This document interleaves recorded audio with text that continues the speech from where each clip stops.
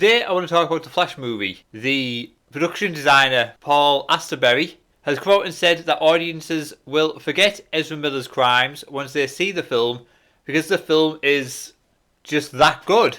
Which I think is a ridiculous statement to make. I mean, Ezra Miller has had a lot of publicity in the press for all the wrong reasons over the last few years. There's been a lot of incidences where he's been arrested for different stuff, spoken to about different things, and to come out and claim that all that's just going to be pushed aside and audiences won't care about any of that because a film is just so good.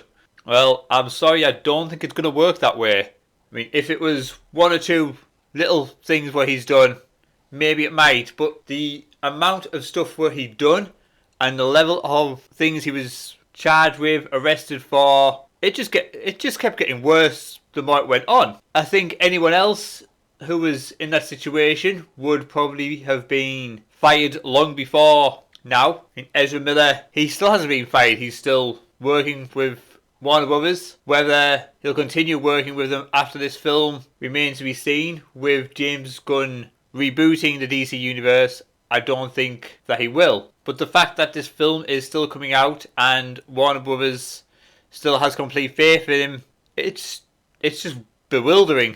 I don't know how. Like I say, most other stars with even half of what Ezra Miller has done would have been sacked a long time ago.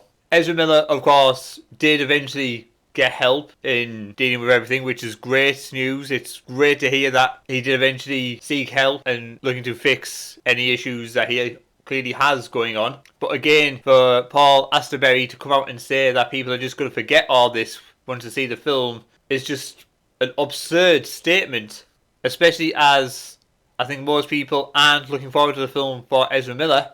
I think most people are looking forward to the film because they know Michael Keaton's returning. I know Michael Keaton's return was my biggest interest when I wanted to watch the film. I mean, I probably will still see the film, I just won't go to the cinema to see it. I'll wait till it comes on Sky or something. I'm not going to pay to go see the film with the amount of trouble its main star Ezra Miller has been in and the continuing support, which no other actor has, that I can think of, has had that level of support for the amount of stuff that they've done. But Ezra Miller isn't the main draw for this film. Michael Keaton is, and I think even Warner Brothers knows this, which is why a lot of the marketing has been around Michael Keaton. They've seen how well audiences reacted to No Way Home, and that was when they tried keeping Andrew Garfield and Tobey Maguire quiet in it. So Warner Brothers have clearly done the opposite and used Michael Keaton to get people nostalgic for Michael Keaton's Batman, because I still think he is the best live action Batman, and I know a lot of people who grew up with those films will think the same. It's also got Ben Affleck in it, who, again, I thought he was a good Batman. And I'm sure there'll be other people which you don't know about that are in it.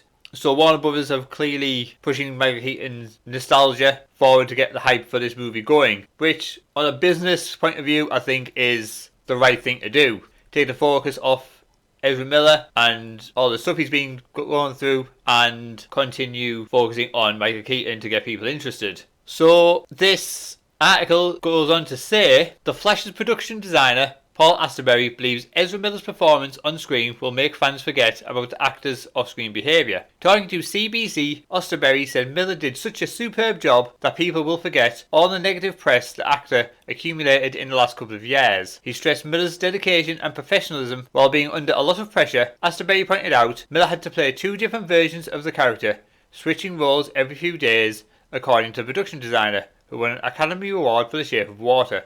Miller had only 3 days off during the entire shoot. They filmed 6 days a week and spent one in stunt rehearsals. It has been reported earlier that Miller did his own stunts for The Flash. I mean, I've never worked as an actor on a film set. I'm sure there is some pressure to it, but I don't think that is any excuse at all for the things he did, which a few are listed here. Ezra Miller's legal troubles. Miller has a history of run-ins with the law and alleged erratic behaviour, starting with an arrest for drug possession in 2011, which led to 2 citations of disorderly conduct. In 2022, they faced multiple charges of accusations including burglary, disorderly conduct, harassment and second-degree assault. The parents of Indigenous activist Tukata Ionized, I've definitely mispronounced that first name wrong, accused the actor of grooming their daughter since childhood and filed a protection order against Miller. Allegations of drug abuse, child endangerment and harassment were also made in separate cases in Vermont and Massachusetts. Miller released a statement in August 2022 acknowledging suffering complex mental health issues and saying he had begun ongoing treatment. I do think it was Warner Brothers that finally made him seek treatment. I don't know if he would have done it himself. I think it was a case of get help or you've gone. But the fact that they left it as long as they did and were just happy for him to go about getting into what seemed like worse and worse trouble is, again, it's quite baffling why Warner Brothers allowed it to happen. I don't think they would have with anyone else. Despite Miller's legal troubles and problems, The Flash has been generating considerable buzz for months. A recent screening had some participants calling it one of the best superhero movies ever. Marketing for the film had focused heavily on Michael Keaton returning as Batman. However, Barbara Muschietti, again, I've probably mispronounced that name wrong, one of the film producers, insisted The Flash is still the centre of the movie, with Miller being in almost every scene. So, obviously it is the Flash movie. Ezra Miller is going to be front and centre of it. That's not going to change. Calling it the best superhero movie ever? I mean, I'm sure the participants for this screening were handpicked by Warner Brothers and DC and were very unlikely to say anything negative about it. We will have to see when the film comes out. I do think the film will take a lot of money. I think it will do good at the box office. But I think that will be more for Michael Keaton returning rather than Ezra Miller. But no doubt Warner Brothers will spin it that everybody has forgiven Ezra Miller for his crimes because, well, gosh darn it, this film is just that good. People's crimes don't matter. I'm sure the victims of these crimes will happily forget and push it aside once they see the film. I just think it's a ridiculous statement to come out with. I really do. Nobody's going to forget the crimes what Ezra Miller's done because of one movie. I know I'm certainly not. I know the victims definitely won't. And I'm sure there's plenty of other people out there as well who won't be forgiving or forgetting the crimes of Ezra Miller because one movie is just so good. But, like I say, I do think the film will do well. I think the nostalgia for Michael Keaton will have people going to see it.